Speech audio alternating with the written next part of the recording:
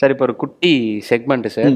So அது வந்து இந்த கண்ணு உங்களோட ரம்பா. ஒர்க் முடி சொல்றதுக்குள்ளவா அதுக்குள்ளவா ரம்பா.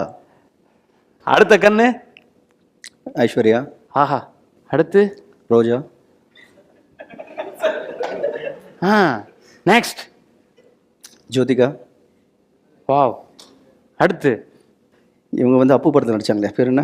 இல்லை sir wrong answer. Sorry sir நான் தான் ராங் ஆன்சர்.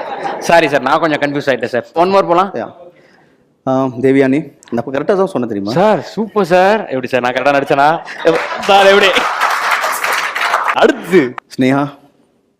அடுத்து லைலா. இது ஊருக்கே தெரியும் சார். அடுத்து ஷாலினி.